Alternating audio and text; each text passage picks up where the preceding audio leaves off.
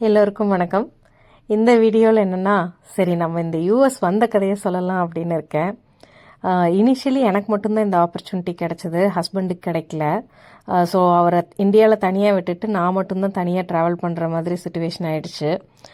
எனக்கு ஆக்சுவலாக ரொம்ப பயம். பட் இந்த மக்கள் செல்வன் சொல்கிற மாதிரி பயந்தா பயமாக இருக்கும், பயப்படலைன்னா பயம் தெரியாதுன்ற மாதிரி. அப்புறம் வீட்டில் நிறைய என்கரேஜ் பண்ணதுனால சரி கிளம்பலான்னு கிளம்பியாச்சு. இந்த மாதிரி லாங் டிஸ்டன்ஸ் ட்ராவல் பண்ணும்போது எப்போவுமே ஃப்ளைட் ஐட்னரிலேயே ரொம்ப அழகாக கொடுத்துருப்பாங்க. எந்த இடத்துலேருந்து எந்த இடத்துக்கு போகிறோம், எந்தெந்த இடத்துலலாம் ஃப்ளைட் மாற வேண்டி இருக்கும், அந்த ஒரு இடத்துலையும் மாறுறதுக்கு எவ்வளோ டைம் இருக்குது அப்படின்ற டீட்டெயில்ஸ் எல்லாம் கொடுத்துருப்பாங்க. நான் வந்து ஏர் இண்டியாவில் வந்தேன். ஸோ கோயம்புத்தூரில் கிளம்பி நியூ டெல்லி வந்துட்டு நியூ டெல்லியிலேருந்து நியூயார்க் வர்ற மாதிரி தான் என்னோடய ஃப்ளைட் ஐட்னரி இருந்துச்சு. எனக்கு த்ரூ செக்இன் கொடுத்துருந்தாங்க. ஸோ நான் கோயம்புத்தூரில் லக்கேஜ் போட்டேன் அப்படின்னா நியூயார்க்கில் வந்து எடுத்துக்கிற மாதிரி தான் எனக்கு கொடுத்துருந்தாங்க. இதில் நாங்கள் இந்த ஃப்ளைட் ஐட்னரியெல்லாம் நானும் என் ஹஸ்பண்டும் சேர்ந்து தான் பார்த்துக்கிட்டு இருந்தோம். எவ்வளோ தடவை பார்த்துருப்போங்கிறதே தெரியாது. அந்த ஐட்னரியை அவ்வளோ டைம் பார்த்தோம். இதில் நாங்கள் என்ன நோட்டீஸ் பண்ணாமல் விட்டுட்டோம் அப்படின்னா, தெளிவாக கொடுத்துருந்தாங்க. ஆக்சுவலாக சென்னையில் வந்து ரீஃபியூவல் பண்ணுறதுக்காக ஒரு ஸ்டாப் ஓவர் இருக்குது. ஃப்ளைட்டை விட்டு இறங்க வேண்டியதில்லை, பட் ஃப்ளைட் வந்து ரீஃபியூவல் சென்னையில் பண்ணுவாங்க அப்படின்னு சொல்லிட்டு.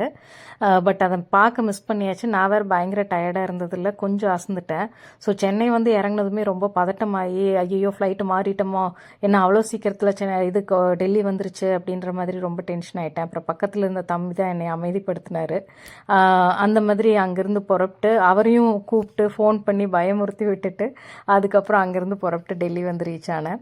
ஸோ டெல்லி வந்து ரீச் ஆகும்போது தனியாக ட்ராவல் பண்ணுறதுனால நமக்கு டொமஸ்டிக்லேருந்து இன்டர்நேஷ்னல் டெர்மினலுக்கு மாறணும் அப்படிங்கிற டீட்டெயில்ஸ்லாம் வந்து அங்கங்கே அக்கம் பக்கத்தில் விசாரித்து தான் பண்ணேன்.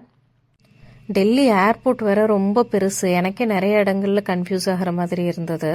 ஸோ நான் ஒரு இடத்துலையும் அந்த போர்டு கிட்ட நின்று கரெக்டான இடத்துக்கு தான் போகிறோமா அப்படிங்கிறத வெரிஃபை பண்ணிட்டு இமிக்ரேஷன்லாம் முடிச்சுட்டு எனக்கு அசைன் பண்ணியிருக்கிற கேட் வந்து, ஏன்னா லாஸ்ட் மினிட்ல கூட சில சமயம் கேட் சேஞ்ச் பண்ணுவாங்க. ஸோ கேட்லாம் கரெக்டாக இருக்கா அப்படிங்கிறத அந்த போர்டில் வெரிஃபை பண்ணிட்டு அதுக்கப்புறம் கேட்டுக்கு வந்துட்டு அங்கே ஏர்போர்ட்டுக்குள்ளாரையே சாப்பிட்றதுக்கு வாங்கி சாப்பிட்டு கொஞ்சம் ரிஃப்ரெஷ் ஆகிட்டு அதுக்கப்புறம் நான் நியூயார்க் ஃப்ளைட் ஏறினேன். இந்த மாதிரி ட்ராவல் பண்ணும்போது நல்ல திக்கான ஷாலோ இல்லை ஒரு ஜாக்கெட்டோ அண்ட் சாக்ஸ் கம்பல்சரியாக வந்துட்டு வியர் பண்ணிக்கிறது நல்லது. ஏன்னா ஏர்போர்ட்லேயும் சரி ஃப்ளைட்டுக்குள்ளேயும் சரி சரியான குளிர். அவங்களே போர்வை தருவாங்க, பட் ஸ்டில் நம்ம ஒன்று கையில் வச்சுக்கிறது அல்லது ஜாக்கெட் அட்லீஸ்ட் வியர் பண்ணிக்கிறது நல்லதுன்னு நினைக்கிறேன். அண்ட் ரொம்ப ஒரு 12 hour ஜேர்னி அப்படின்றதுனால ரொம்ப டயர்ட் ஆகும். கண்டிப்பாக காலில் லெக்ஸை ஸ்ட்ரெச் பண்ண முடியாமல் ஒரு மாதிரி கஷ்டமாகும்.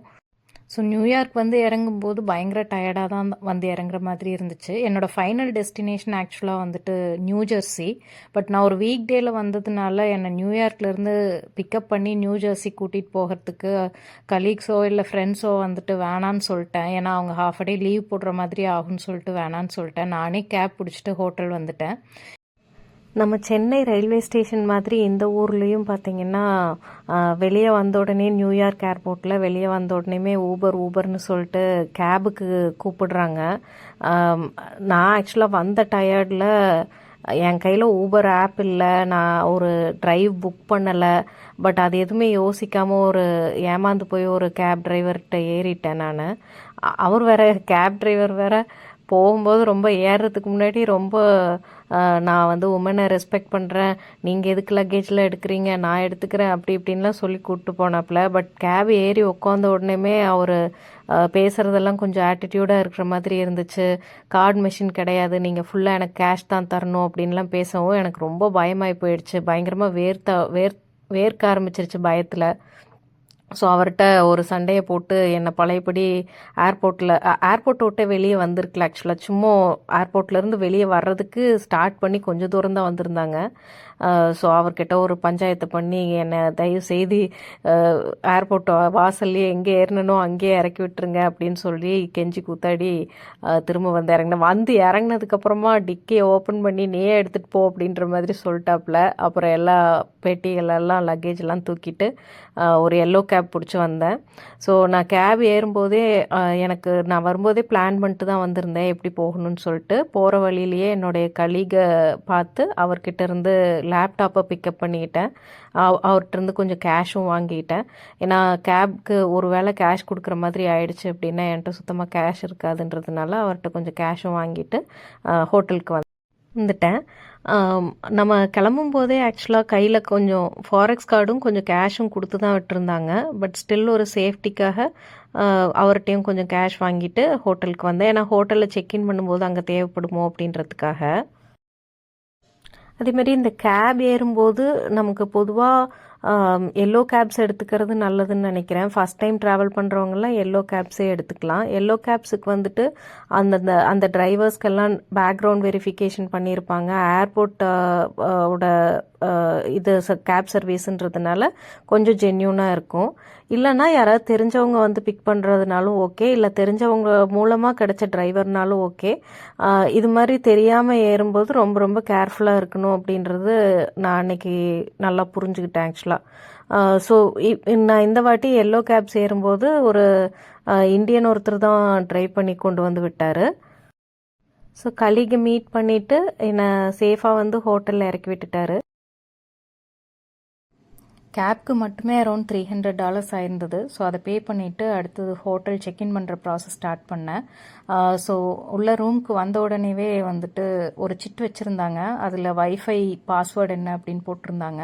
ஸோ அந்த வைஃபைல கனெக்ட் பண்ணிவிட்டு ஊர்லேருந்து கொண்டு வரும்போது 4G ஃபோன் தான் நான் வச்சுருந்தேன். இங்கே ஃபுல்லாகவே எல்லாம் 5G தான் யூஸ் பண்ணுறாங்க. பட் என்கிட்ட 4G ஃபோன் தான் இருந்தது.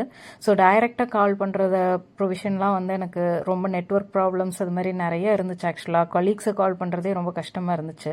ஸோ வைஃபைல கனெக்ட் பண்ணதுக்கப்புறமா ஈஸியாக அம்மாவுக்கு அப்பாவுக்கு எல்லாத்துக்கும் வீட்டுக்கு கால் பண்ணி இன்ஃபர்மேஷன் கொடுத்துட்டு ஒரு சின்ன வீடியோ ஷூட் பண்ணேன் அந்த ஸ்டுடியோ ரூம் எப்படி இருந்ததுன்னு சொல்லிட்டு. ஸோ தட் வீட்டில் இருக்கவங்க கொஞ்சம் சேஃபராக ஃபீல் பண்ணுவாங்க. ஓகே, பொண்ணு சேஃபாக தான் இருக்குது அப்படின்னு ஃபீல் பண்ணுவாங்கன்றதுக்காக இதை எடுத்தேன். வந்து எல்லாம் திங்ஸ் எல்லாம் வச்சதுக்கப்புறமா இந்த வீடியோ ஷூட் பண்ணிவிட்டு அப்படியே லேப்டாப்பை பேரலாக வந்துட்டு கான்ஃபிகரேஷன்லாம் போடுறதுக்கு போட்டு விட்டுட்டு கொஞ்சம் எல்லாம் என்ன ஃபெமிலியரைஸ் ஆகிட்டேன். என்னென்ன இருக்குது, ஃபெசிலிட்டிஸ் இருக்குது அப்படின்னு சொல்லிட்டு. நல்லா வசதியாகவே இருந்தது ரூம். ஆக்சுவலாக நல்லா வசதியாக இருந்தது. அதுக்கப்புறம் ஆபத் பாந்தவன் மாதிரி என்னுடைய ஃப்ரெண்ட் ஒருத்தர் வர்றேன்னு சொன்னார். அவர் கொஞ்சம் சாப்பாடு கொண்டு வந்திருந்தார். ஸோ அவருக்கு ரொம்ப மனசார தேங்க் பண்ணிக்கிட்டு அந்த சாப்பாடு சாப்பிட்டு வரும்போதே அவர்கிட்ட அரிசி வாங்கிட்டு வந்து கொடுங்க அப்படின்னு சொல்லியிருந்தேன். ஸோ அவர் அரிசி வாங்கிட்டு வந்து தந்திருந்தார்.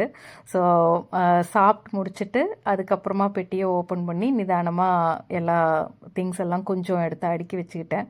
ஏன்னா எனக்கு டைம் அதிகமாக இருக்கல. ஸோ இப்போவே எல்லாம் பண்ணிட்டோம் அப்படின்னா தான் நெக்ஸ்ட் டேவே இமீடியட்டாக ஒர்க்கு ஸ்டார்ட் பண்ணுற மாதிரி இருக்குன்றதுனால இமீடியட்டாக எல்லா ஒர்க்கையும் பண்ணுற மாதிரி ஆயிடுச்சு. ஸோ எல்லா ஒர்க்கும் முடிச்சுட்டு கொஞ்சம் ரிஃப்ரெஷ்லாம் பண்ணிவிட்டு ஹோட்டலுக்கு கீழேயே சின்னதாக ஒரு வாக் போனேன். சும்மா ரிலாக்ஸ் பண்ணுறதுக்காக. ஊர்லேருந்து ரொம்ப தூரம் தள்ளி வந்துட்டோம். அவரை தனியாக விட்டுட்டு வந்தாச்சு. ஸோ ஒரு மாதிரி ஒரு மிக்ஸ்டு ஃபீலிங்ஸாக இருந்துச்சு. அண்ட் ஸ்டார்டிங்லேயே அங்கே நியூயார்க்கில் கேப்காரனோட வேறு ஒரு பஞ்சாயத்து ஆகிடுச்சு. ஸோ இது எல்லாத்தையும் கொஞ்சம் டைஜஸ்ட் பண்ணிவிட்டு ஒரு வாக் எடுத்துகிட்டு அதுக்கப்புறமா ரூமுக்கு போய் கொஞ்சம் ரெஸ்ட் எடுக்க ஆரம்பித்தேன். ஸோ இதுதான் நான் வந்த ஸ்டோரி. நன்றி, வணக்கம். ரொம்ப நேரம் பேசிட்டேன்.